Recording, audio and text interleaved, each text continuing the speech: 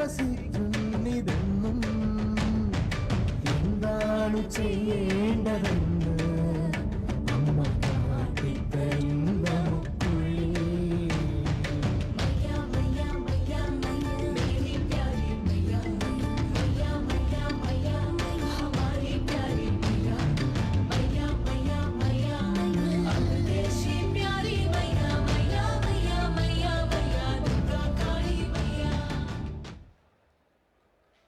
माता अमृतानंदमयी मठ के इतिहास में इस स्वर्णिम अवसर पर आप सबका सादर स्वागत एवं अभिनंदन।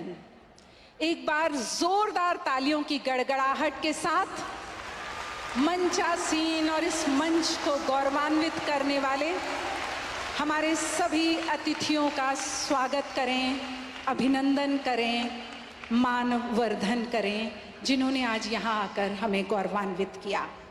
आइए समय के अनुरूप आज के इस कार्यक्रम का शुभारंभ हम डॉक्टर प्रिया के गाए मंगलाचरण से करते हैं। डॉक्टर प्रिया।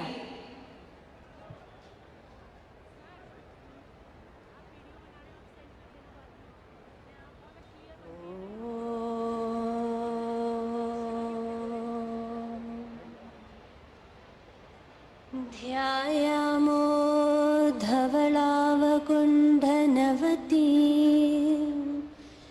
तेजोमयीं नैष्टिकीं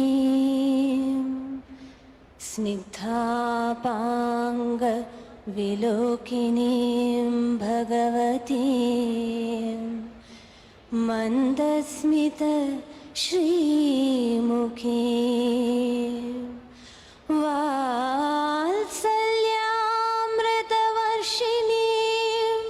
सुमधुरं संकीर्तनालापिनीं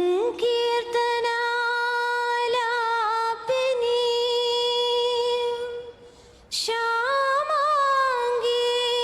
मधुसिक्तसूक्तिम्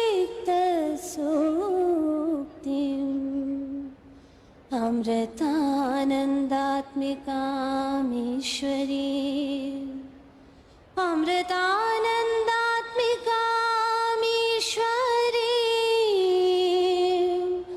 अमृतानन्दात्मिकाम् ईश्वरी।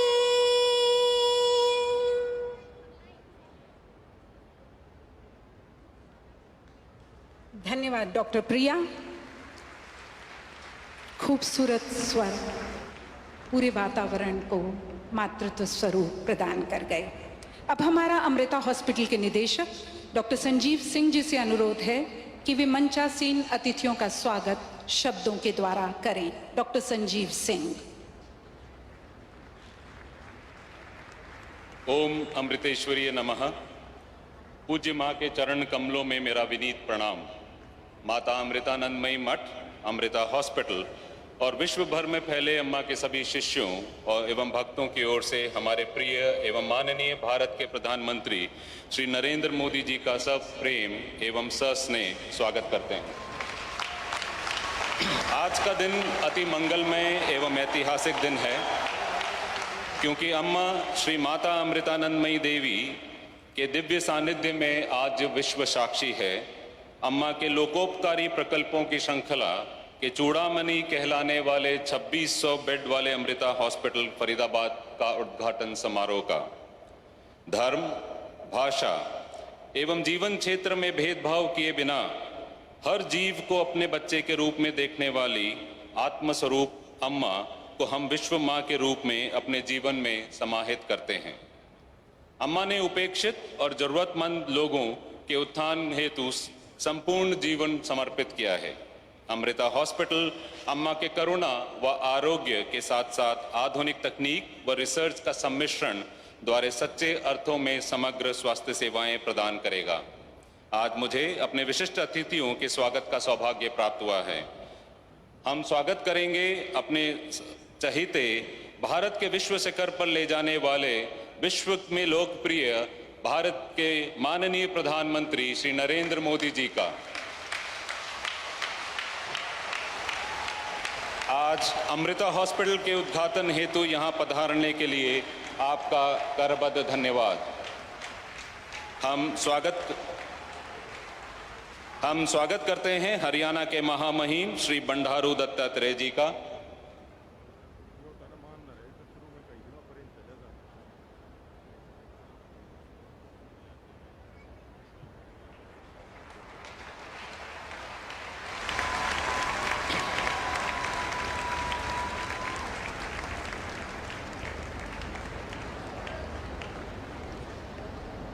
हम स्वागत करना चाहेंगे हरियाणा के महामहिम बंडारू दत्तात्रेय जी का। हम स्वागत करते हैं हरियाणा के मुख्यमंत्री श्री मनोहर लाल जी का, जिनका अमूल्य सहयोग हमें शिलान्यास के समय से होता आ रहा है। हम हरियाणा के उप मुख्यमंत्री श्री दुष्यंत चौटाला जी एवं केंद्रीय ऊर्जा व भारी उद्योग राज्य मंत्री श्री कृष्णपाल गुर्जर जी का भी स्वागत करते हैं। इस अवसर पर हमारे बीच मौजूद स्थानीय एमएलए राजेश नागर जी का भी हम स्वागत करना चाहेंगे। आज हमारे साथ उत्साहवर्धन हेतु अनेक माननीय शुभचिंतक, समर्थक एवं कुछ उच्च अधिकारी भी उपस्थित हैं।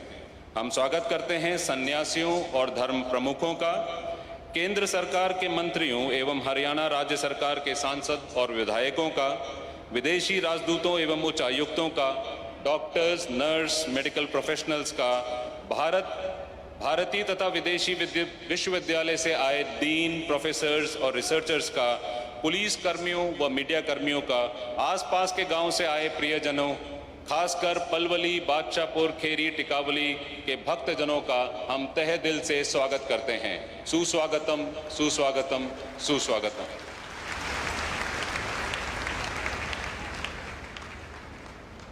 धन्यवाद डॉक्टर सिंह। मुझे लगता है एक बार जोरदार तालियां पूरे मंच के लिए, हाथ उठाकर अभिनंदन, स्वागत, अभिनंदन।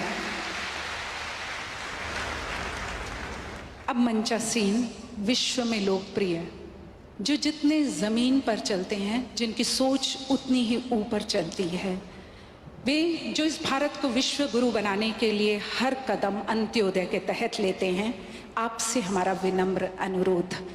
माननीय श्री प्रधानमंत्री नरेंद्र मोदी जी से हमारा विनम्र अनुरोध कि वे अम्मा को शॉल पहनाकर उनका अभिनंदन करें और हम सबके लिए गौरवपूर्ण समय, अद्भुत समय, जोरदार हाथ उठाकर आप सबकी तालियां।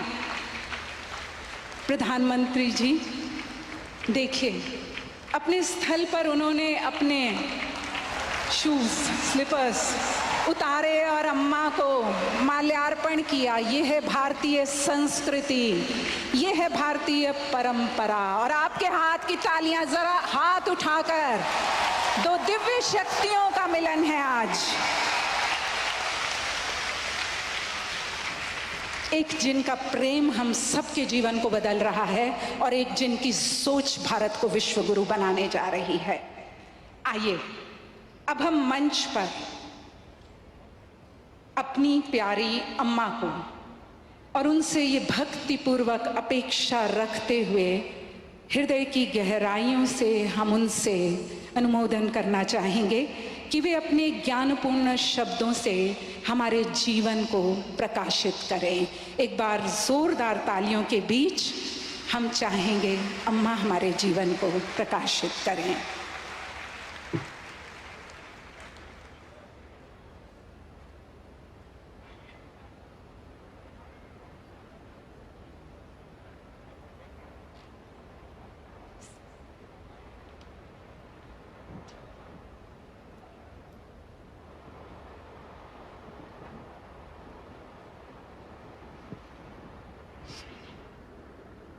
शिवनी शिशु शिवनी शिशु शिवनी शिशु शिवनी शिशु।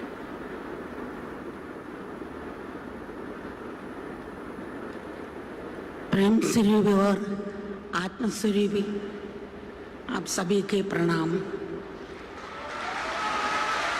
Amma bows down to all of you who are the embodiments of pure love and universal consciousness. ഇതൊരു സമർപ്പണത്തിൻ്റെ ദിനമാണ്. ഭാരതത്തിൻ്റെ ആദരണീയനായ പ്രധാനമന്ത്രി ശ്രീ നരേന്ദ്രമോദിജി ലോകത്തിൻ്റെ നാനാമത്ത് ഭാഗത്ത് വന്ന വിശിഷ്ട വ്യക്തികളെ ഈ മഹാസദസ്സിനെ സാക്ഷി നിർത്തി ഈ സ്ഥാപനം ലോകത്തിന് സമർപ്പിക്കുകയാണ്. ലോക നന്മയ്ക്കായി നടത്തുന്ന ഈ ആത്മസമർപ്പണത്തിൽ നിങ്ങളെ എല്ലാവരെയും പോലെ അമ്മയ്ക്കും സന്തോഷമുണ്ട്. ഈ അവസരത്തിൽ നമ്മുടെ ഹൃദയപൂർവ്വമുള്ള ഒരു പ്രാർത്ഥന ഇതാണ്: എല്ലാവരും ആരോഗ്യമുള്ളവരായിരിക്കട്ടെ, ആരും ഈശ്വരനെ മറക്കാതിരിക്കട്ടെ, എല്ലാവരും കഴിയുന്നത്ര സഹജീവികളെയും പ്രകൃതിയും സ്നേഹിക്കാനും സേവിക്കാനും കഴിയട്ടെ, ലോകത്തിലെല്ലാവർക്കും സുഖവും ശാന്തിയും ഉണ്ടാകട്ടെ, ലോകാസമസ്ത സുഖവും ഭവന്തു എന്നുള്ള മന്ത്രം എല്ലാവരിലും ഉറയ്ക്കട്ടെ. സാഹചര്യങ്ങളുടെ സമ്മർദ്ദവും ജീവിത വിവൃത്തിയ മറ്റു വെല്ലുവിളികളും സഹിക്കാൻ കഴിയാതെ വരുമ്പോഴാണ് പലരും ഈശ്വരനെ ആശ്രയിക്കുന്നത്, ക്ഷേത്രങ്ങളിലോ ആരാധനകളോ പോകുന്നത്, ഈശ്വരനോട് ഹൃദയം ഉരുകി പ്രാർത്ഥിക്കുന്നത്. ഹൃദയം ഉരുകി പ്രാർത്ഥിക്കുമ്പോൾ മറ്റെങ്ങും കിട്ടാത്ത ഒരു സുഖവും ശാന്തിയും ലഭിക്കും. വലിയൊരു ഭാരം ഇറക്കി വെച്ച ആശ്വാസം ഉണ്ടാകും. എന്നുവെച്ചാൽ ഈശ്വരൻ എല്ലാം കാണുകയും കേൾക്കുകയും അറിയുകയും ചെയ്യുന്നു, ഒരു മാർഗം കാട്ടിത്തരും എന്ന വിശ്വാസമാണ് ഈ അനുഭവത്തിന് കാരണം. ആദരസേവനത്തിനായി സ്ഥാപിച്ച ഈ സ്ഥാപനത്തെ ഒരു ക്ഷേത്രമായി കാണണം. ഈശ്വരനോട് അല്പം കാരുണ്യത്തിന് കനിവിന് വേണ്ടി യാചിക്കുന്ന ഭക്തന്മാരെ പോലാണ് ഡോക്ടർ അടുത്ത് വന്ന രോഗികൾ. തീവ്രമായ ഒരു ദുഃഖാവസ്ഥയാണ് രോഗം. ക്ഷമയോടും സ്നേഹത്തോടുമുള്ള പരിചരണം ഏറ്റവും കൂടുതൽ അർഹിക്കുന്നവരാണ് അവർ. ക്ഷമയോടും സ്നേഹത്തോടും കൂടെയുള്ള സഹകരണം ഏറ്റവും കൂടുതൽ അർഹിക്കുന്നവരാണ് അവർ. അവരുടെ അഭയവും ആശ്രയവും ആശ്വാസ കേന്ദ്രമാണ് ആസ്പത്രികൾ. ഒരു രോഗിയെ സംബന്ധിച്ചിടത്തോളം ഡോക്ടർമാർ കാണപ്പെട്ട ദൈവമാണ്. കാരണം വേദനിക്കുന്ന സമയത്ത് ആശ്വാസം കൊടുക്കാൻ പറ്റുന്ന ഡോക്ടർമാരാണ്. അതുകൊണ്ട് ആതുരസേവനത്തിനായി തയ്യാറായി നിൽക്കുന്ന ഡോക്ടർമാരും നഴ്സുമാരും മറ്റെല്ലാ ജീവനക്കാരും ഹൃദയം തുറന്ന് ചിരിക്കുന്നവരായിരിക്കണം, നല്ല വാക്ക് പറയുന്നവരായിരിക്കണം. അവരുടെ കണ്ണിലും വായിലും വാക്കിലും സ്പർശത്തിലും മൃദുലതയുണ്ടായിരിക്കണം, നല്ല കേൾവിക്കാരായിരിക്കണം, അവരുടെ മനോദലം അറിഞ്ഞ് പ്രവർത്തിക്കുന്നവരായിരിക്കണം. തീർച്ചയായും ഡോക്ടർമാരത് ചെയ്യുന്നുണ്ട്, എങ്കിലും അത് പറയുന്നേ ഉള്ളൂ. ഈശ്വരൻ്റെയും മനുഷ്യരുടെ ഇടയിൽ വർദ്ധിക്കുന്ന പാലമാണ് ഡോക്ടർമാർ. അതുകൊണ്ട് ഒരു നല്ല ഡോക്ടറെ പറയും, ഒരു നല്ല ഡോക്ടർ ആധുനിക വൈദ്യശാസ്ത്രത്തിൻ്റെ കണ്ടുപിടുത്തങ്ങളിലും മികളിലും വിശ്വസിക്കുന്നത് പോലെ തന്നെ ഈശ്വരൻ്റെ അത്ഭുതങ്ങളിലും വിശ്വസിക്കാൻ തയ്യാറാകണം എന്നുള്ള. സകല ജീവജാലങ്ങളും ഈശ്വരാകുന്ന ആ മഹാശക്തിയുടെ അംശങ്ങളാണ്. അന്തർയാമിയായ വിഷയത്തിന് മുമ്പിൽ വിനയപൂർവ്വം നമിച്ചാൽ ആ പ്രഭാവം നമ്മളിലേക്ക് ഒഴുകിയെത്തും. അപ്പോൾ ഉള്ളിൽ നിറഞ്ഞു തുളുമ്പും. അപ്പോഴാണ് ഈശ്വരൻ്റെ അത്ഭുതങ്ങൾ നമ്മളിൽ കൂടി നടക്കുന്നത്. ഒരു ടാങ്കിലെ വെള്ളം മുഴുവനും ചെറിയ പൈപ്പ് കൂടെ പുറത്തോട്ട് കൊടുക്കുന്ന പോലെ അവിടുത്തെ ശക്തി നമ്മളോട് ജനങ്ങളിലേക്ക് എത്താൻ സാധിക്കും. നമ്മൾ റോഡിൽ കൂടി വണ്ടി ഓടിച്ച് പോകുമ്പോൾ രാത്രി കാലങ്ങളിൽ 2 വശം തൂണുകൾ കാണാം, അത് ചെറിയ പെയിൻറ്റ് പുരട്ടിയിരിക്കും. അപ്പോൾ ആ പെയിൻറ്റ് കാറിൻ്റെ പ്രകാശം തട്ടി പ്രകാശിക്കും. അപ്പോൾ വഴി തെളിഞ്ഞ് കാണും, ആൾക്കാരുണ്ടോ ഇല്ലയോ എന്ന്. അങ്ങനെ കണ്ട് വണ്ടി ഓടിച്ച് പോകും. അപ്പോൾ തൂണ് പറയാണ്, എൻ്റെ പ്രകാശം കൊണ്ടാണ് ഈ വണ്ടി ഓടുന്നത്. ഇതുപോലാണ് നമ്മൾ, അവിടുത്തെ ശക്തി കൊണ്ടാണ് നമ്മൾ പ്രവർത്തിക്കുന്ന ബോധം നമ്മൾ എടുക്കണം. നമ്മൾ കൊട്ടുവായിടാൻ വാ തുറന്നാൽ അത് പിന്നെ അടയ്ക്കണമെന്ന് പിന്നെ ശക്തിയുടെ അനുഗ്രഹം നമുക്ക് വേണം. ओम अमृतेश्वरी नमः। आज का दिन समर्पण का दिन है। माननीय प्रधानमंत्री जी श्री नरेंद्र मोदी जी, विश्व भर से यहाँ पधारे गणमान्य सज्जनों तथा सम्मानित अतिथियों की सभा के साक्षित्व में हम इस संस्था का लोकार्पण करने जा रहे हैं। आप सभी की तरह अम्मा को भी विश्व कल्याण हेतु इसे समर्पित करते हुए बहुत हर्ष हो रहा है। इस अवसर पर अम्मा की यह हार्दिक प्रार्थना है, सब स्वस्थ रहें, कोई ईश्वर की शक्ति को भूले ना, सब यथाशक्ति सभी जीवों से प्रेम व सेवा करें, विश्व के सब लोग सुखी और शांत रहें। ओम लोका समस्ता सुखिनो भवन्तु, ये मंत्र सबके हृदय में बैठ जाए। अक्सर लोग ईश्वर को तभी याद करते हैं जब जीवन में कठिन परिस्थितियां और चुनौतियां आती हैं, तब वे पिघलते हृदय लिए दौड़े दौड़े मंदिर आदि पूजा स्थलों में जाते हैं। ऐसी तीव्र भावना के साथ प्रार्थना करने पर उन्हें अनोखी सुख और शांति की अनुभूति होती है, गहरी राहत की अनुभूति होती है, मानो उनके कंधों से बड़ा भारी बोझ उतर गया हो।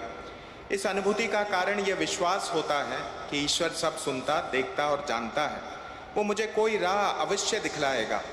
इस संस्था को भी, जो बीमार लोगों को अपनी सेवाएं प्रदान करने को तत्पर है, आप मंदिर ही मानिए। रोगी डॉक्टरों के पास वैसे ही आते हैं जैसे भक्त भगवान के पास थोड़ी करुणा और राहत की विनती लिए आता है। रोग एक निराशाजनक दुख की स्थिति है। रोगी जन धैर्य व प्रेम पूर्वक सेवा के पात्र होते हैं। उनके लिए हॉस्पिटल एकमात्र आश्रय व शरण स्थल होता है।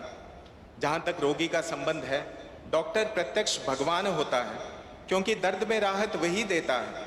यही कारण है कि हॉस्पिटल में सेवारत सभी लोगों जैसे डॉक्टरों, नर्सों व अन्य कर्मचारियों के होठों पर हार्दिक मुस्कान खिली रहनी चाहिए। उनके वचन सुखद हों, उनकी दृष्टि शब्दों और स्पर्श में विनय व नम्रता हो। उन्हें अच्छे श्रोता होना चाहिए और रोगियों की मनस्थिति का ध्यान रखते हुए उनकी सेवा में सक्षम होना चाहिए। बच्चों, आप में ये सब गुण होंगे ही। अम्मा तो बस एक बार उन पर जोर देना चाहती है। डॉक्टर मनुष्य और ईश्वर के बीच के सेतु होते हैं। अतः एक अच्छे डॉक्टर को ईश्वर की अद्भुत शक्ति में विश्वास रखना चाहिए, ठीक उसी प्रकार जैसे वह आधुनिक चिकित्सा और आविष्कारों में रखता है। समस्त सृष्टि, जड़ हो या चेतन, ईश्वर की अनंत शक्ति की अभिव्यक्ति है। यदि हम सब में वास कर रही उस विराट शक्ति को नम्रता पूर्वक प्रणाम करें तो वो शक्ति हमारी ओर प्रवाहित होने लगेगी, हमें लबालब भर देगी और फिर उमड़कर बह निकलेगी। जैसे ऊपर लगी टंकी से जुड़कर छोटे नलों से पानी बह निकलता है, वैसे ही ईश्वर से जुड़ने पर वह शक्ति हमारे माध्यम से समाज के जरूरतमंदों की ओर प्रवाहित होगी। ऐसे में ही तो चमत्कार होते हैं। हम सब ने हाईवे पर रिफ्लेक्टिव पेंट से पुते हुए खंबे देखे हैं। रात को हमारे वाहन का प्रकाश खंबे पर पड़कर परावर्तित होता है। सोचो कैसी मूर्खता होगी अगर वो खंबा सोचने लगे कि मेरी शक्ति से ही इन वाहनों का पथ प्रदर्शन हो रहा है। हम में से अधिकांश ऐसे ही हैं। हमें हर कर्म इस बोध के साथ करना चाहिए कि कर्म करने की शक्ति ईश्वर से ही मिलती है। जब हम जमाई लेते हैं तो हमारे मुंह के खुलने के पीछे भी एक शक्ति है जो मांसपेशियों और नसों को सुनियोजित करती है। किसी कारणवश यदि ये स्थगित हो जाए तो हमारा मुंह खुला का खुला ही रह जाए। ഒരു ഡോക്ടർ എന്ന് പറഞ്ഞാൽ രോഗികളെ സംബന്ധിച്ചോളം അവർ രത്നം സ്വർണം പോലാണ്. പക്ഷേ ഡോക്ടർമാർ റിസർച്ച് കൂടി ചെയ്യുകയാണെങ്കിൽ ആ സ്വർണത്തിന് പരിമണം വന്നുകൊണ്ടിരിക്കും. ഒന്നുകൂടി ആഴത്തിൽ അവർക്ക് റിസർച്ച് കൊണ്ടുവരാൻ സമൂഹത്തെ സഹായിക്കാൻ സാധിക്കുമെന്നാണ് അമ്മയ്ക്ക് തോന്നുന്നത്.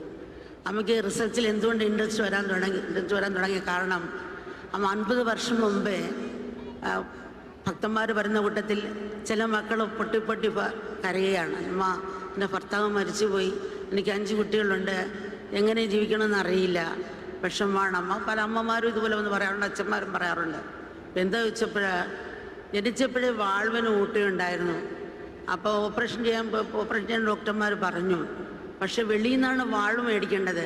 അപ്പോൾ അതിനുള്ള പൈസ ഇല്ലാത്തതുകൊണ്ട് ഓപ്പറേഷൻ ചെയ്തില്ല. അങ്ങനെ 40 വയസ്സിൽ മരിച്ചുപോയി. എന്നിട്ട് വല്ലാത്ത വിഷമം തോന്നി. ഇന്ത്യയിൽ അങ്ങനെ ഒരു റിസർച്ച് ഉണ്ടായിരുന്നെങ്കിൽ ഈ സാധുക്കൾ നമുക്ക് രക്ഷിക്കാൻ സാധിച്ചതിനല്ലോ എന്ന് വിഷമിച്ചു. അങ്ങനെയാണ് അമ്മ ആസ്പത്രി തുടങ്ങുന്നതും റിസർച്ചിന് കൂടുതൽ പ്രോത്സാഹനം കൊടുക്കാൻ വിചാരിച്ചതും അങ്ങനെയാണ്.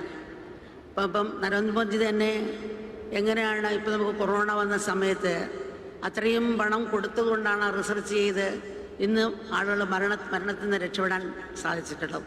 അത്ര ആൾക്കാർ ഇപ്പം മരിക്കുന്നില്ല.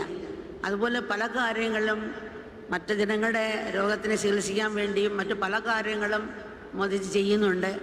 അപ്പം അതിനെയും ജനങ്ങൾ കൂടുതൽ ഉപകാരപ്രദമാകണമെന്ന് പരമാത്മാവോട് തന്നെ പ്രാർത്ഥിക്കുകയാണ്. പിന്നെ ഇന്ന് നമ്മൾ ലോകത്തെ കാണുന്ന ഒരു വ്യവസായ ഉൽപ്പന്നം പോലാണ്, അല്ലാതെ വ്യവസായ ഉൽപ്പന്നം പോലാണ്, അല്ലാതെ ഒരു കുടുംബമായിട്ടല്ല. ഈ മനോഭാവത്തോട് നോക്കുമ്പം അതിരുകളില്ലാത്ത വളർച്ചയാണ് നമ്മൾ പ്രതീക്ഷിക്കുന്നത്. പക്ഷെ അത്തരം വളർച്ച എപ്പോഴും പ്രയോജനപ്പെടണമെന്നില്ല. ഉദാഹരണത്തിന് ക്യാൻസർ സെല്ല് പരിധിയില്ലാതെ വളരുന്നത് അതുകൊണ്ടാണ് വ്യക്തിയുടെ നാശത്തിന് കാരണമാകും. അതുപോലെ സമൂഹത്തിന് തകാത്ത വളർച്ച ഒരു വ്യക്തിന് ശരിയായ വളർച്ചയല്ല എന്നുള്ളതാണ്. കാരണം ഇവിടെയാണ് മൂല്യത്തിൻ്റെ പ്രസക്തി. അത് മൂല്യമില്ലാതെ വളർച്ച സിമെൻറ്റിടാ കെട്ടുന്ന ഗോപുരം ആയിരിക്കും. മൂല്യം എന്ന് പറയുന്നത് ആധ്യാത്മികം കൊണ്ടിരിക്കുന്നതാണ്. അതെന്ന് വെച്ചാൽ നമ്മൾ ജീവിക്കാനുള്ള വിദ്യാഭ്യാസം, ജീവിതത്തിനുള്ള വിദ്യാഭ്യാസം, പഠിപ്പിന് വേണ്ടി പഠിക്കണം, ജോലി മേടിക്കണം. പിന്നെ അതിനൊത്ത് ലോകത്തിൻ്റെയും വസ്തുവിൻ്റെയും സ്വഭാവം, മനസ്സിൻ്റെ വികാരം പറ്റി പഠിക്കണം. പറയും ഇന്ന് എവിടെ പോയാലും ഇൻ്റർനെറ്റിന് കണക്ഷൻ ഉണ്ടോയെന്ന് വെച്ച് ഭയങ്കര മരണപ്രാണം പിടിക്കുന്ന കാണാം കുഞ്ഞുങ്ങൾ. പക്ഷേ ഇൻ്റർനെറ്റിലേക്ക് നമ്മൾ പോകുന്നില്ല. അതിൻ്റെ കണക്ഷൻ ശരിയാക്കുന്നില്ല. അതാണ് മനസ്സിൻ്റെ എയർ കണ്ടീഷൻ. മറ്റ് പരിസ്ഥിതി എയർ കണ്ടീഷൻ, ഇത് മനസ്സിൻ്റെ എയർ കണ്ടീഷനാണ്. അപ്പോൾ ഇതാണ് നമ്മൾ ആധ്യാത്മിക എന്ന് പറയുന്നത്. അപ്പം നമ്മൾ സാധാരണ ഒരു സൂപ്പർ മാർക്കറ്റിൽ പോകുമ്പോൾ നമ്മൾ സാധാരണ ജീവിതത്തിൽ എങ്ങനെയാണെന്ന് വെച്ചാൽ ഇപ്പോൾ ഓരോ വീടുകളും സൂപ്പർ മാർക്കറ്റായി തീർന്നു, അപ്പം ഓരോ വരുത്തുമ്പോൾ സൂപ്പർ മാർക്കറ്റായി തീരുന്നു. നമ്മളെ കാന്തം പോലെ ആകർഷിച്ചുകൊണ്ടിരിക്കുകയാണ് ഓരോന്നും, നമ്മളെ മാടി മാടി വിളിക്കുകയാണ്. ഈ ആഗ്രഹങ്ങളുടെ പുറകെ പോയാൽ ഒരിക്കലും 100% ശാന്തി കിട്ടിയില്ല. അത് ആകാശത്തൊട്ട് കക്ഷത്ത് വയ്ക്കുന്ന പോലാണ്.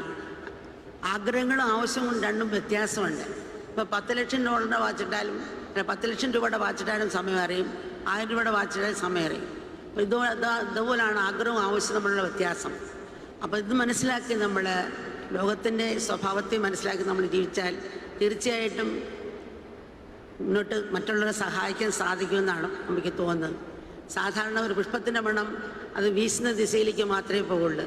സ്നേഹത്തിൻ്റെയും സേവനത്തിൻ്റെയും പരിമണം അതെല്ലായിടത്തും ഒരേപോലെ പടരുമെന്നാണ്. ഇത് പറയുമ്പോൾ ഒരു സംഭവം നമ്മൾ ഓർക്കുകയാണ്.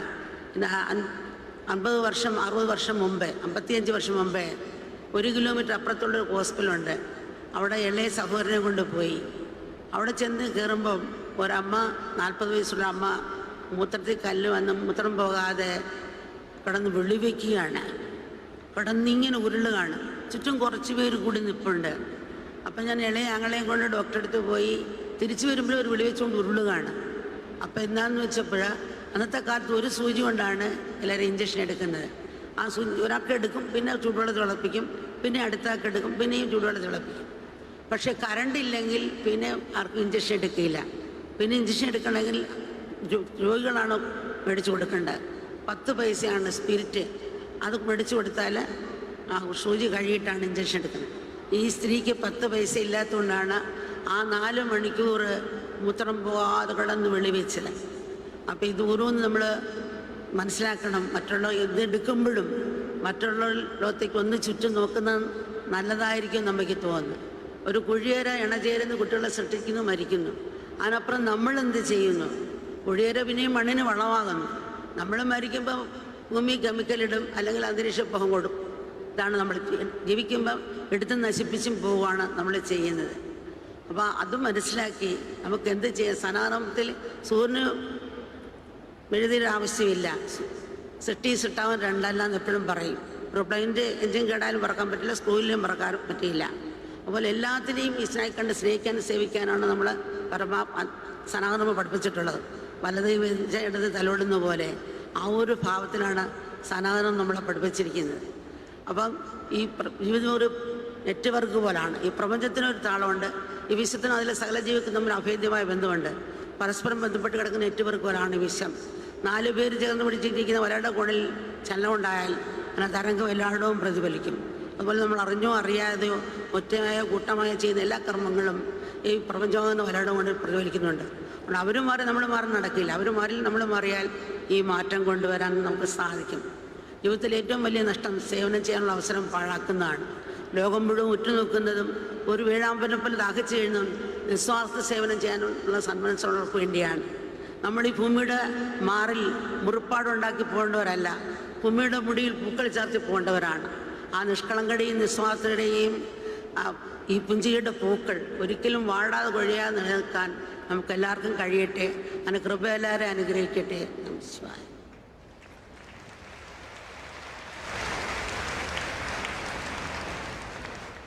डॉक्टर का कार्य स्वर्ण जैसा है।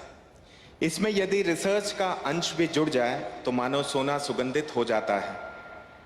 अब अम्मा बताएंगी कि रिसर्च में अम्मा की रुचि कैसे जागी। लगभग 40 वर्ष पूर्व कई महिलाएं अम्मा के पास आकर रोती थी, कहती थी मेरे पति को जन्मजात हार्ट के वाल्व की बीमारी थी। चूंकि विदेशों से वाल्व आयात करना बहुत महंगा पड़ता, उनका उपचार न हो सका।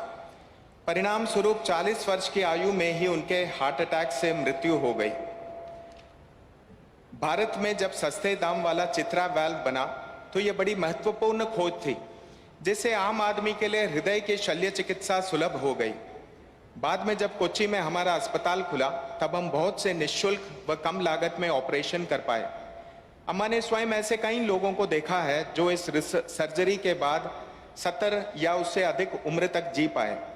अम्मा के मन में विचार उठा कि काश ऐसा आविष्कार पहले हुआ होता, भारत में अच्छा रिसर्च हुआ होता, भारत के माननीय प्रधानमंत्री श्री नरेंद्र मोदी जी के द्वारा भारत में रिसर्च को जो प्रोत्साहन दिया गया है वह सराहनीय है। उदाहरण के लिए कोरोना वैक्सीन, जिसके आविष्कार से मृत्यु के दर में इतनी भारी गिरावट आई है। उसी प्रकार आयुष्मान भारत योजना, जो कि विश्व की सबसे बड़ी हेल्थ इंश्योरेंस योजना है, का जन्म उनकी ही दीर्घ दृष्टि और गरीबों के जीवन स्तर में सुधार लाने में उनके अथक प्रयास का फल है। ऐसी असंख्य योजनाएं हमारे यशस्वी प्रधानमंत्री जी कर रहे हैं। उन्हें इन कार्यों को आगे बढ़ाने की शक्ति ईश्वर प्रदान करे, ये अम्मा की प्रार्थना है। हमारे अमृता विश्वविद्यापीठम में पढ़ाई की कई शाखाएं हैं, जैसे engineering, computing, biotechnology, nano technology और मेडिसिन। इन सब क्षेत्रों में रिसर्च हेतु उत्कृष्ट सुविधाएं भी उपलब्ध हैं। यदि सब लोग संयुक्त रूप से सभी शाखाओं में रिसर्च करें तो ऐसा कुछ नहीं बचेगा जो हम न कर सकते हों। आज हम जगत को एक परिवार के रूप में नहीं बल्कि एक व्यवसाय के रूप में देखते हैं। जब हमारा जगत के प्रति ऐसा दृष्टिकोण होगा तो हमारी अपेक्षा सभी क्षेत्रों में अपार प्रगति की ही होगी। लेकिन संभवतः इस प्रकार की प्रगति हमेशा उपयोगी सिद्ध ना हो। उदाहरण के लिए कैंसर की कोशिकाओं में सदैव वृद्धि होती रहती है, लेकिन उनका यही अपरिमित विकास ही तो रोग और नाश का कारण बनता है। इसी प्रकार जो विकास समाज को समग्र लाभ न पहुंचाए उसे समुचित विकास कहा ही नहीं जा सकता। अंततः इसका परिणाम व्यक्ति और समाज दोनों का विनाश होगा। यह ऐसा क्षेत्र है जहां हमें मूल्यों के महत्व को समझना होगा। मूल्यहीन समाज वैसा है जैसे सीमेंट के बिना बनी बिल्डिंग। मूल्यों का समावेश करके ही समाज पूर्ण विकसित फूलों से लदे वृक्ष की भांति फल फूल सकता है। जीवन में दो प्रकार की परिस्थितियां आती हैं, एक जिन्हें प्रयत्नों द्वारा बदला जा सकता है और दो जिन्हें बदलना संभव नहीं होता, केवल स्वीकार करना पड़ता है।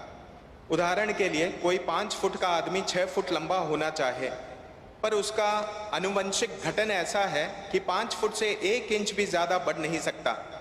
वो कितनी भी विटामिन की गोलियां खाएं या पांव जोड़कर उल्टा ही क्यों ना लटका रहे, वो 6 फुट लंबा नहीं हो सकता। उसके पास इस स्थिति को स्वीकारने के सिवा दूसरा चारा नहीं होता।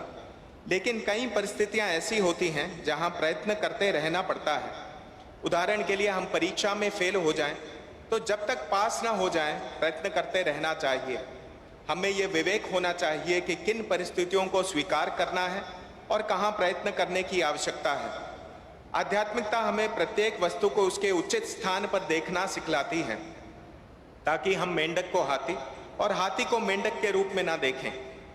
आज हम हर जगह इंटरनेट कनेक्शन पाने को कैसे व्याकुल रहते हैं, लेकिन सिर्फ इंटरनेट कनेक्शन का होना ही काफी नहीं, अपने इनर नेट को भी कनेक्ट करना होगा। हमें यहाँ आकर हमें आध्यात्मिकता के महत्व को समझना होगा। इससे भीतरी जगत एयर कंडीशन होता है, जबकि शेष सारा ज्ञान बाहरी स्थितियों को ही एयर कंडीशन करता है। किंतु मन की एयर कंडीशनिंग ना हुई तो हम कभी सुख शांति का अनुभव नहीं कर पाएंगे। आजकल हर कमरा मानो एक सुपरमार्केट सा बन गया है। उंगलियों की नोक पर सुपरमार्केट्स रखी हैं जो लुबा लुबा कर कहती हैं आइए आइए, चुंबक की तरह अपनी ओर खींचती हैं। परिणाम यह कि हम हमेशा बाहर ही देखते रहते हैं और यूं ही अधिकाधिक चीजें इकट्ठी करते करते थक हार जाते हैं। आकाश को लपेटकर अपनी कांख में दबाने की कोशिश करना असंभव है। आज हम अधिकांश समय अपनी आवश्यकताओं की पूर्ति करने नहीं बल्कि इच्छाओं के पीछे भागते बिताते हैं। इच्छाएं और आवश्यकताएं दोनों अलग हैं। उदाहरण के लिए 1000 रुपए की घड़ी और 1 लाख रुपए की घड़ी समय तो एक सा ही दिखाती हैं। अम्मा के कहने का तात्पर्य यह बिल्कुल नहीं कि आप घड़ी ना पहने, लेकिन हाँ इतना ध्यान रखें कि वासना पूर्ति से हमें कभी पूर्ण शांति या संतृप्ति नहीं मिल सकती। फूल की सुगंध सदा हवा की दिशा में ही बहती है, किंतु प्रेम और सेवा की सुगंध सब दिशाओं में समान रूप से बहती है। अम्मा को अपने बचपन की एक घटना याद है जो लगभग 58 वर्ष पूर्व घटी होगी। जब अम्मा 10 वर्ष की थी तो अम्मा का 5 वर्षीय भाई बीमार हो गया। अम्मा उसे लगभग 1 किलोमीटर दूर छोटे से दवाखाने में लेकर गई। वहां रोगियों को भर्ती करने के लिए कमरे नहीं थे, बस एक डॉक्टर और 2-3 नर्सें ही थी। उस दवाखाने पहुंचते पहुंचे तो एक महिला को बरामदे में लोट लोट कर जोरों से रोते चिल्लाते देखा। कुछ लोग उसे घेरे खड़े थे। अम्मा ने उसे भीतर जाते और बाहर निकलते समय भी पीड़ा में लोटते देखा।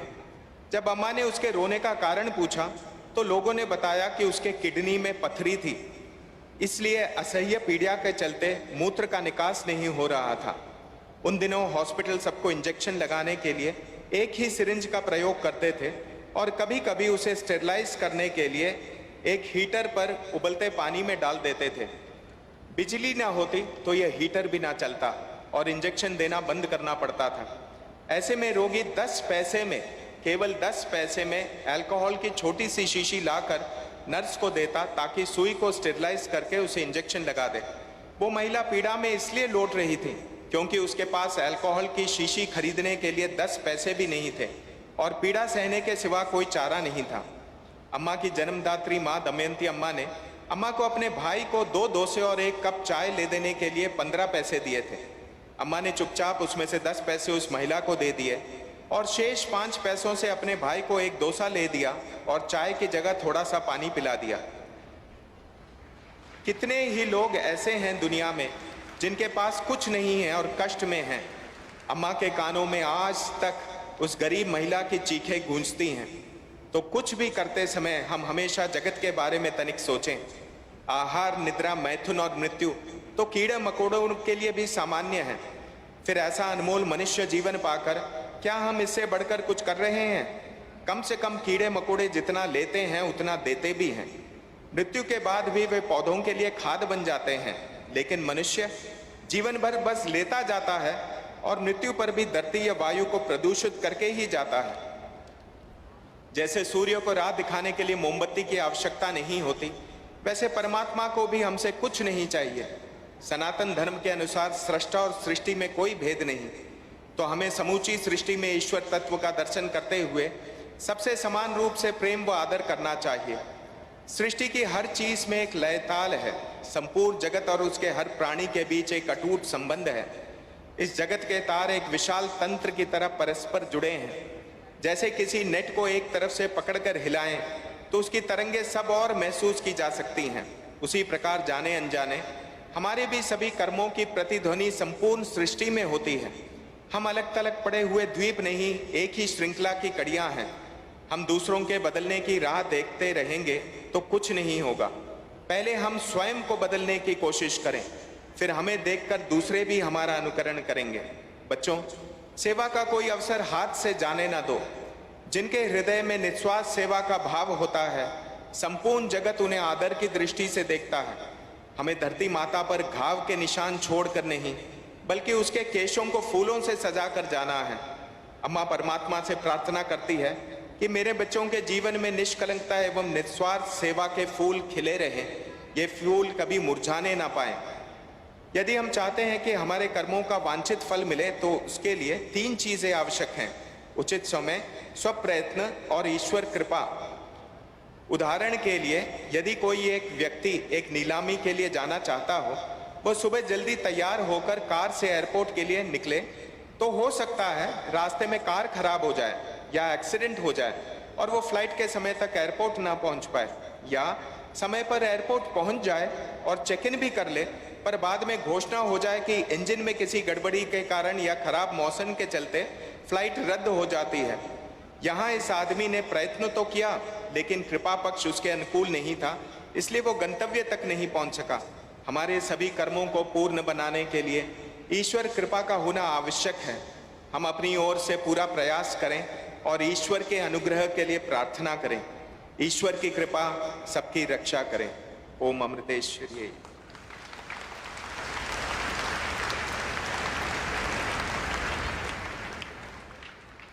कितना दिव्य ज्ञान हमारी प्यारी अम्मा। आपके ज्ञान रूपी सनातन प्रयास को हम हृदय से नमन करते हैं। हमें आशीर्वाद दीजिए कि हॉस्पिटल के हम सभी कार्यकर्ता आपकी प्रेरक दृष्टि, प्रेम, करुणा एवं समर्पण और निस्वार्थता को याद रखते हुए आपके दिखाए हुए मार्ग पर चल सकें। अब मंच पर हरियाणा के लोकप्रिय माननीय मुख्यमंत्री श्री मनोहर लाल जी से हमारा विनम्र अनुरोध है कि कृपया आप यहाँ उपस्थित सभा को संबोधित करें, आप सबकी करतल ध्वनि के मध्य।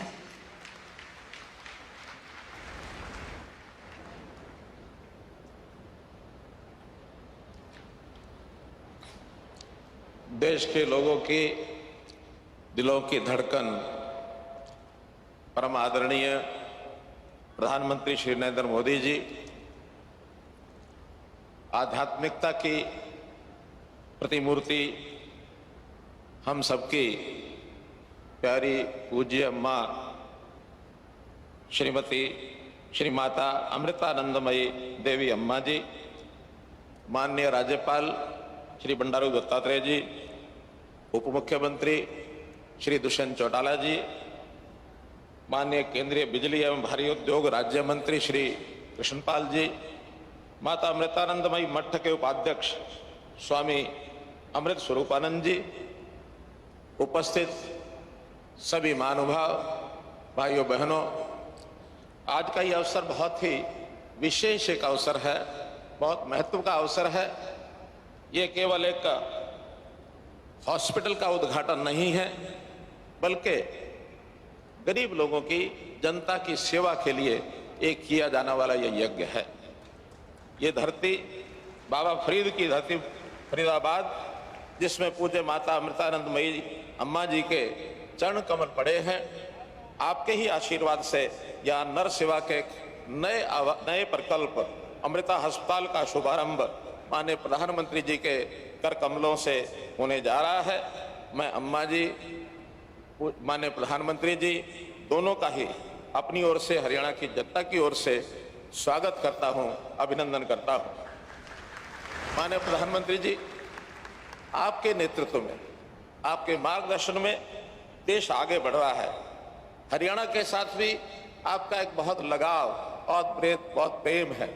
उसी लगाव और उसी प्रेम के कारण से आपका ये जो आज का आगमन है, इसको हम आशीर्वाद स्वरूप आज ग्रहण करते हैं। लोगों की तकलीफों के प्रति आपको कितनी चिंता है, इसको कौन नहीं जानता।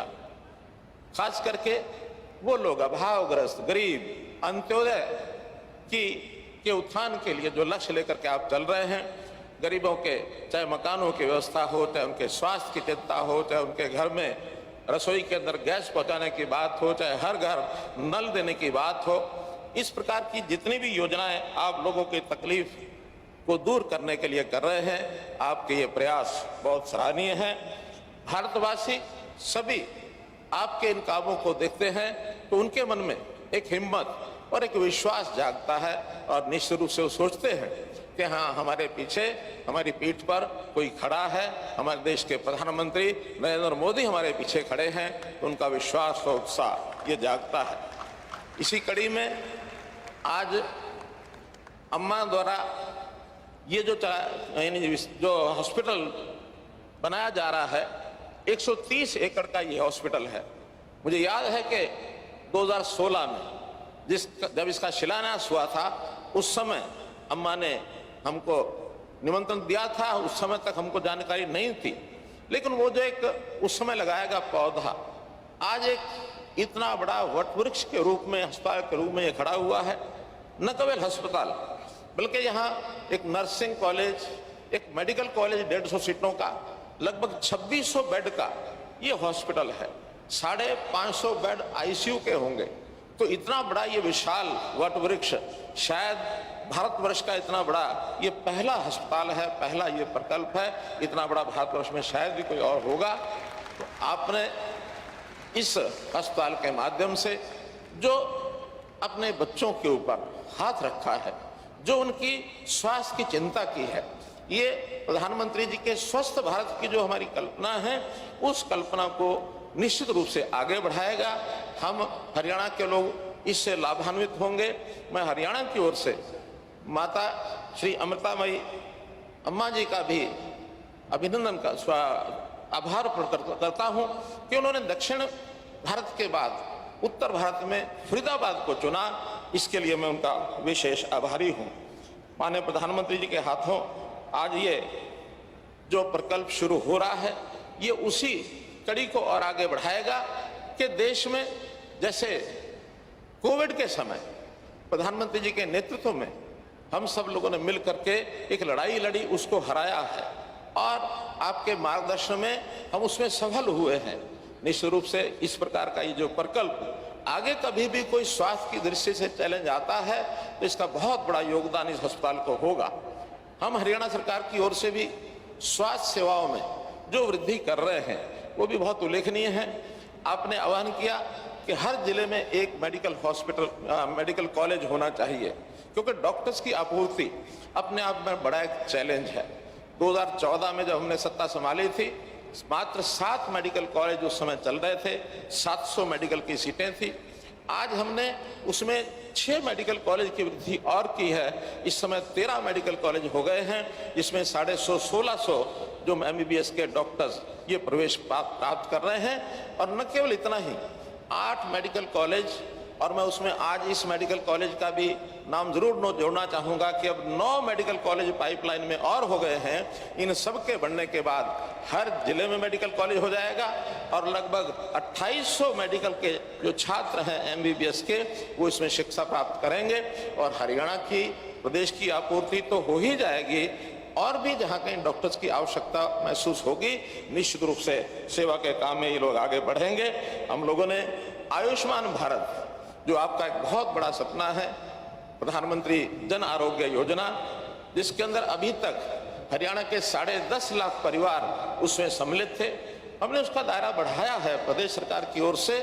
उसमें और एक 11 लाख परिवारों को जोड़ करके लगभग 21.5 लाख परिवारों को उसका लाभ हम देने जा रहे हैं, ताकि गरीब आदमी को आवश्यकता पड़ने पर उसका लाभ 5 लाख रुपए प्रति वर्ष, ये जो उनको एक सहायता राशि का आश्वासन है, कि उनको मिल सके और उनका लाभ पहुंचा सके। आज मैं पुनः आपके यहाँ आगमन पर और इस इतने बड़े प्रयास जो माता अमृतामयी अम्मा जी, जिनको हम कहते हैं, इनके पैतरों से, वास्तव में ही अम्मा हम सबकी माँ हैं। सब आपके माँ श्री आपके सब बच्चे हैं। आपका आशीर्वाद इन बच्चों पर बना रहे। पुनः प्रधानमंत्री जी का, अम्मा जी का बहुत बहुत आभार, बहुत बहुत अभिनंदन करता हूँ। धन्यवाद।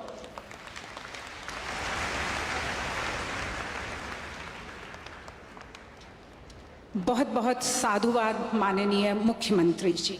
आपके प्रेरणादायी शब्दों हेतु आपका सादर धन्यवाद। अब हम जिस क्षण की प्रतीक्षा में थे, हम अपने माननीय प्रधानमंत्री श्री नरेंद्र मोदी जी से अनुरोध करते हैं कि वे अमृता हॉस्पिटल फरीदाबाद का उद्घाटन डिजिटल प्लाक का अनावरण करके करें एवं इसके साथ आप सब आनंद लें इस अभूतपूर्व कार्य पर आधारित एक वीडियो का। एक बार जोरदार करतल ध्वनि।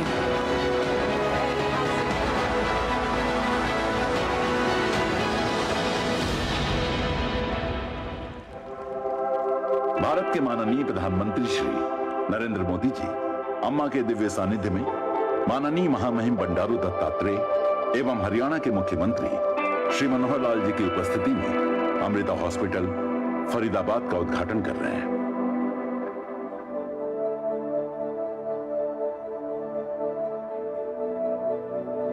भारत स्वास्थ्य सेवाओं के क्षेत्र में विश्व का अगुवा बनता जा रहा है। भारत आज विश्व के लिए एक बार फिर संजीवनी बनकर उभरा है।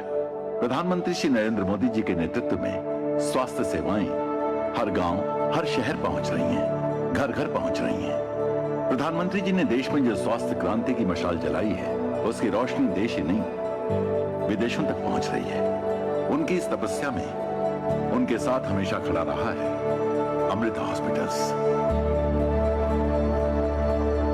25 से अधिक वर्षों से अमृता हॉस्पिटल हमारे जीवन को उत्कृष्ट बनाने की दिशा में अग्रिम तकनीकी और नवीन चिकित्सा पद्धतियां अपनाकर उत्कृष्ट स्वास्थ्य सेवाओं में अग्रगामी रहा है।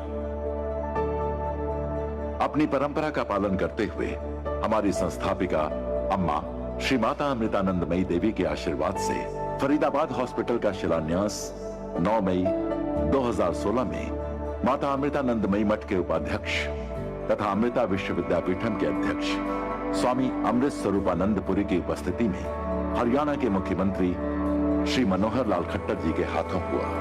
अब हम आपके सम्मुख देश का सबसे बड़ा प्राइवेट हॉस्पिटल लेकर आ रहे हैं।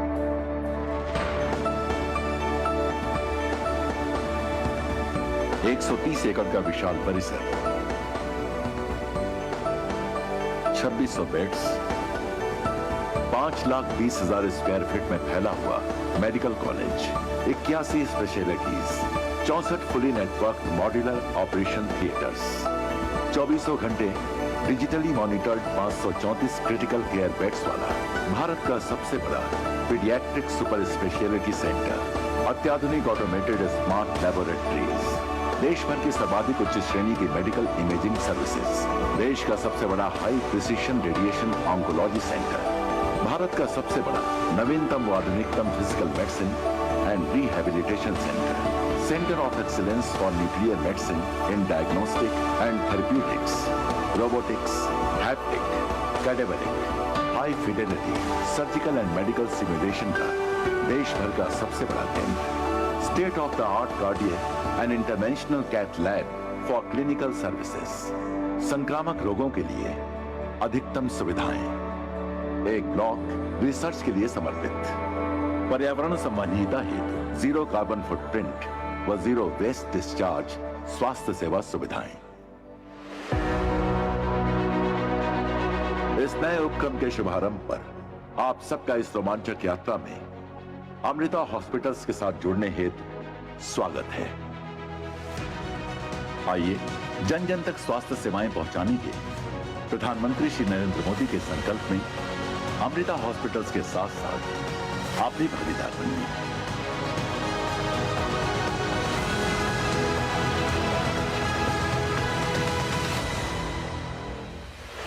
Amrita hospital, sector 88। बिना कहे हमने उम्मीद रखी थी कि हम तालियों की गड़गड़ाहट का आप सबसे उम्मीद रखने के लिए कहेंगे, लेकिन आपकी हाथ की करतल ध्वनि ने इस पूरे वातावरण को स्पंदित कर दिया। एक बार जोरदार तालियां इस खूबसूरत अभियान के आरंभ की। अद्भुत, कितना मंगलमय, कितना ऐतिहासिक क्षण। और अब संपूर्ण विश्व में लोकप्रिय अंत्योदय योजना को और उसकी भावना को हम सबके जीवन में भरने वाले हमारे माननीय प्रधानमंत्री श्री नरेंद्र मोदी जी से हमारा करबद्ध अनुरोध है कि आप अमृता हॉस्पिटल एवं संपूर्ण राष्ट्र को लेकर हम सभी के साथ अपनी दूरदर्शिता को साझा करें। माननीय प्रधानमंत्री श्री नरेंद्र मोदी जी।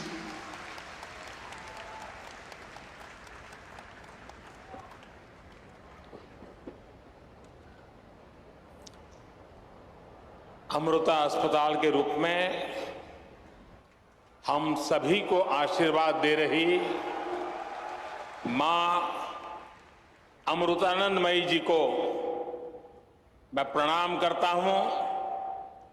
स्वामी आत्मा स्वरूपानंदपुरी जी, हरियाणा के राज्यपाल श्री बंडारू दत्तात्रेय जी, मुख्यमंत्री श्री मनोहर लाल जी, केंद्रीय मंत्रिमंडल में मेरे सहयोगी कृष्णपाल जी, हरियाणा के उप मुख्यमंत्री श्रीमान दुष्यंत चौटाला जी, अन्य महानुभाव, देवी और सज्जनों, अभी कुछ दिन पहले ही देश ने एक नई ऊर्जा के साथ आजादी के अमृत काल में प्रवेश किया है। हमारे इस अमृत काल में देश के सामूहिक प्रयास प्रतिष्ठित हो रहे हैं। देश के सामूहिक विचार जागृत हो रहे हैं। मुझे खुशी है कि अमृत काल की इस प्रथम बेला में मां अमृतानंदमयी के आशीर्वाद का अमृत भी देश को मिल रहा है। अमृता अस्पताल के रूप में फरीदाबाद में आरोग्य का इतना बड़ा संस्थान प्रतिष्ठित हो रहा है।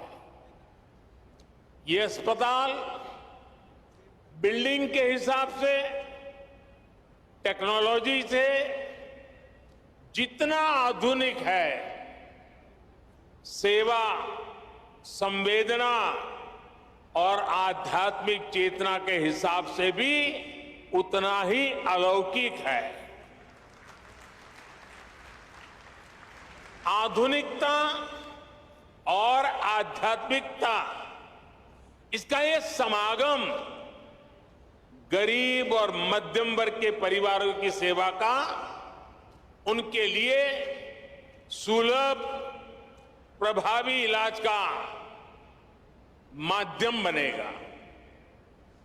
मैं इस अभिनव कार्य के लिए, सेवा के इतने बड़े महायज्ञ के लिए पूज्य अम्मा का हृदय से आभार व्यक्त करता हूं।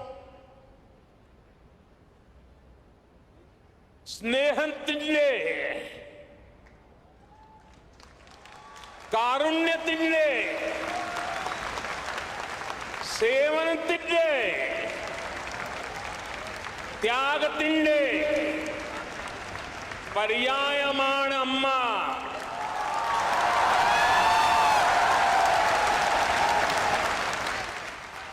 माता अमृतानंदमयी देवी भारतंडे महत्ताय आध्यात्मिक परंपरा तिंडे नेरवकाशियाण।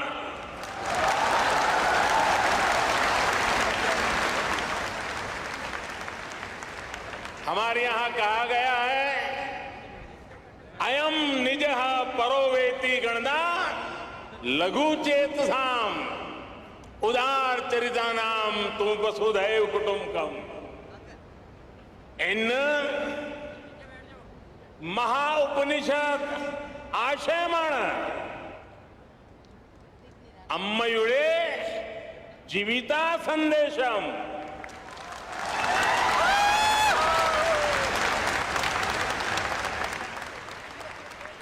अर्थात अम्मा प्रेम, करुणा, सेवा और त्याग की प्रतिमूर्ति है।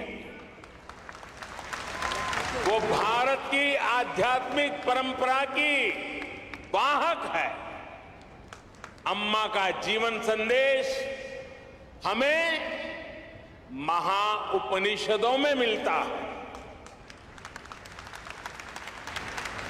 मैं मठ से जुड़े संत जनों को,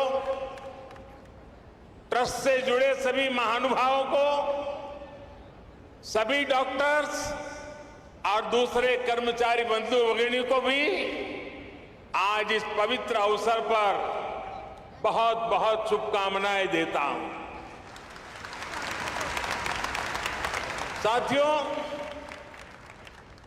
हम बार बार सुनते आए हैं, न त्वम हम कामये राज्यम न च स्वर्ग सुखानि च काम ये दुख तप्ता नाम प्राणी नाम आरती नाशनम। अर्थात न हमें राज्य की कामना है, न स्वर्ग के सुख की इच्छा है। हमारी कामना है कि हमें बस दुखियों की, रोगियों की पीड़ा दूर करने का सौभाग्य मिलता रहे। जिस समाज का विचार ऐसा हो,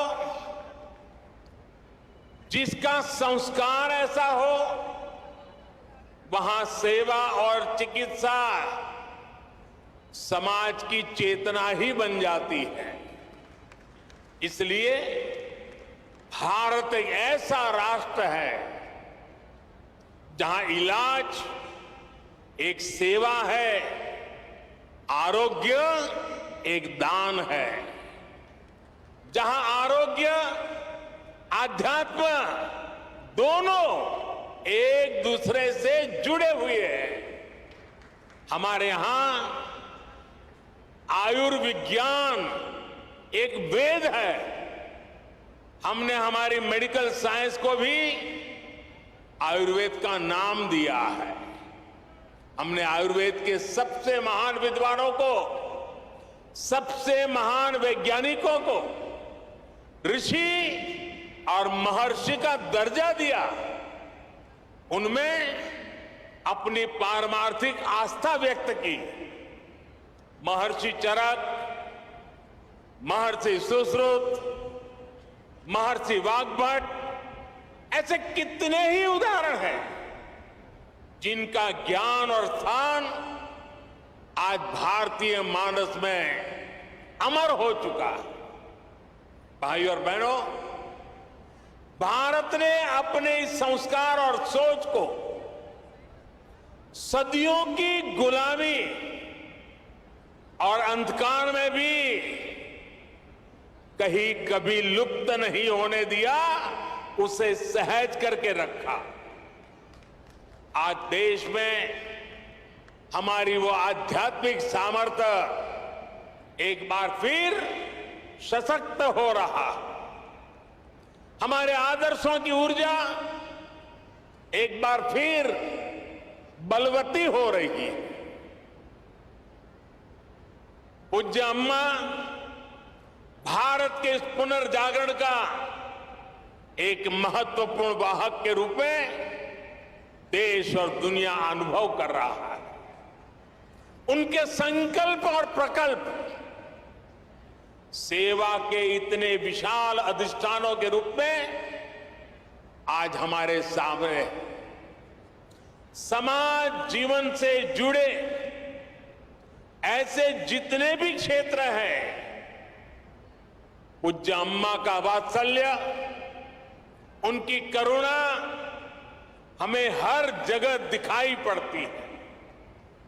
उनका मठ आज हजारों बच्चों को स्कॉलरशिप दे रहा है, लाखों महिलाओं को स्वयं सहायता समूहों के जरिए सशक्त कर रहा है। आपने स्वच्छ भारत अभियान में भी देश के लिए अभूतपूर्व योगदान दिया है। स्वच्छ भारत कोष में आपके द्वारा दिए गए बहुमूल्य योगदान के कारण गंगा किनारे बसे उस इलाकों में काफी काम हुआ। इससे नमामि गंगे अभियान को भी काफी मदद मिली। पूज्य अम्मा, उनके प्रति पूरे विश्व का श्रद्धा भाव है। लेकिन मैं एक भाग्यवान व्यक्ति हूं, पिछले कितने ही दशकों से पूज्य अम्मा का स्नेह, पूज्य अम्मा का आशीर्वाद मुझे अविरत मिलता रहा है।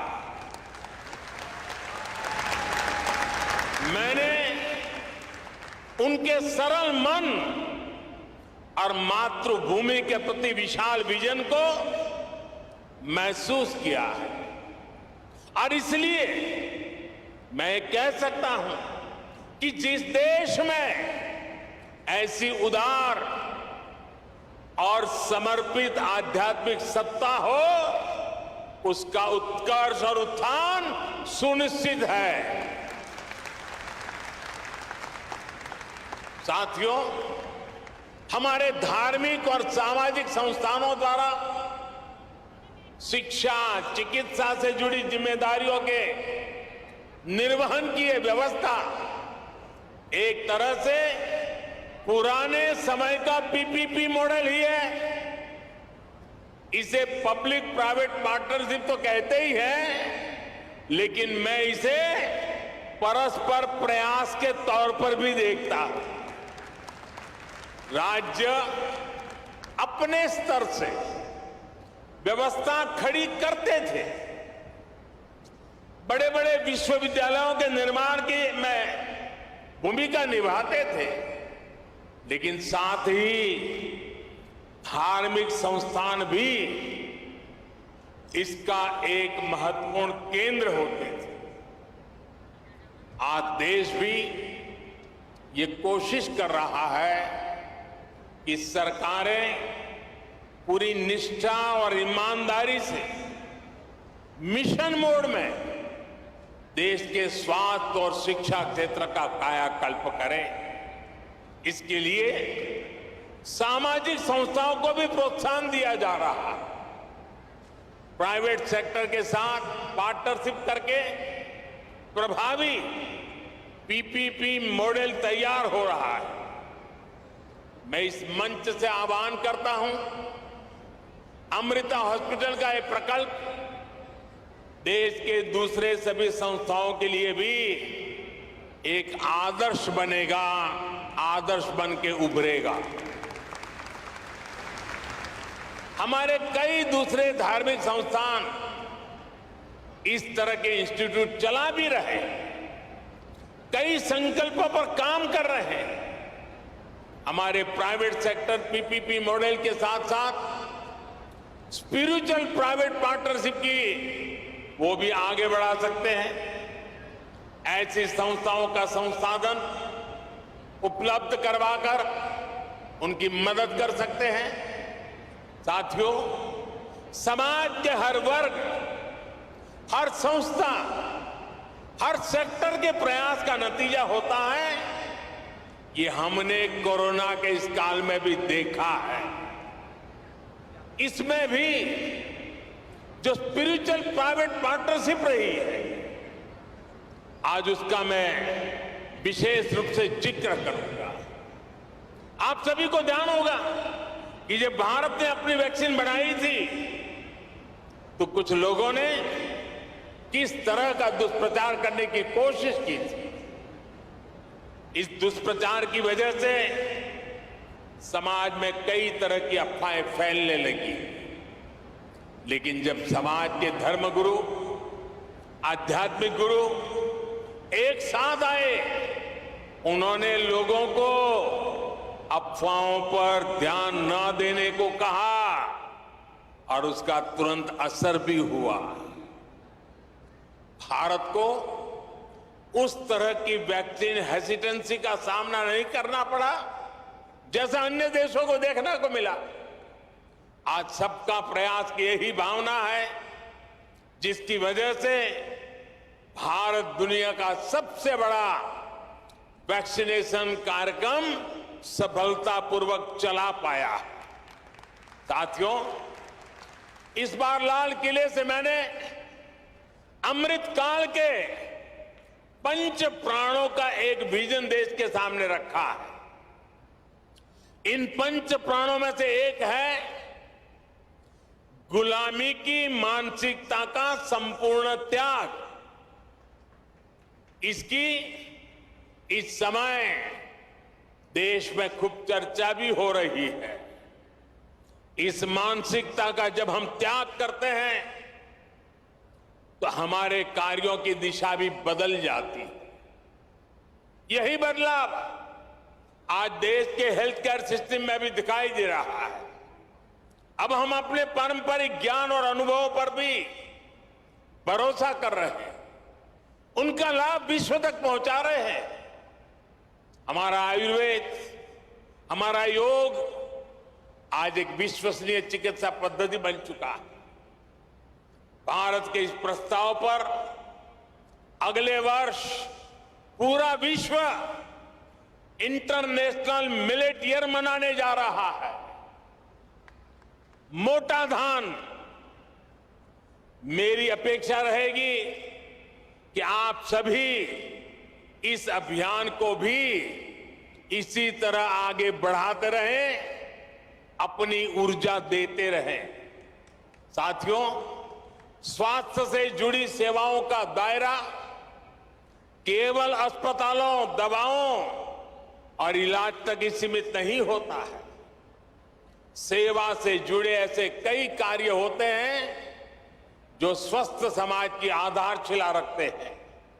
उदाहरण के लिए, स्वच्छ और शुद्ध पानी तक सामान्य से सामान्य नागरिक की पहुंच, ये भी ऐसा ही महत्वपूर्ण विषय है। हमारे देश में कितनी ही बीमारियां केवल प्रदूषित पानी से ही पैदा होती रही है। इसलिए देश ने 3 साल पहले जल जीवन मिशन जैसे देशव्यापी अभियान की शुरुआत की थी।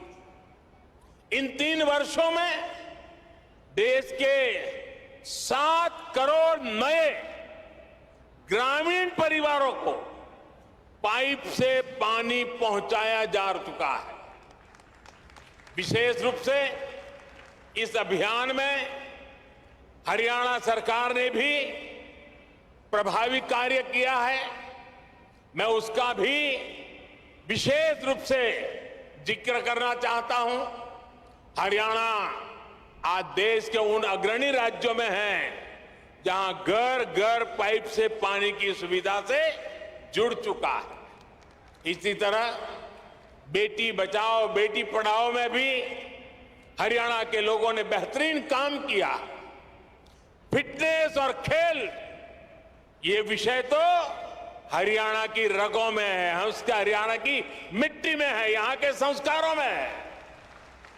और तभी तो यहां के युवा खेल के मैदान में तिरंगे की शान बढ़ा रहे हैं। इसी गति से हमें देश के दूसरे राज्यों में भी कम समय में बड़े परिणाम हासिल करने हैं। हमारे सामाजिक संगठन इसमें बहुत बड़ा योगदान दे सकते हैं। साथियों, सही विकास होता ही वो है जो सब तक पहुंचे, जिससे सबको लाभ हो। गंभीर बीमारी के इलाज को सबके लिए सुलभ कराने की ये भावना अमृता अस्पताल की भी है। मुझे विश्वास है कि सेवा भाव का आपका ये अमृत संकल्प हरियाणा के, दिल्ली एनसीआर के लाखों परिवारों को आयुष्मान बनाएगा। एक बार फिर पूज्य अम्मा के श्री चरणों में प्रणाम करते हुए, आप सबका हृदय से अभिनंदन करते हुए अनेक अनेक शुभकामनाएं। बहुत बहुत धन्यवाद।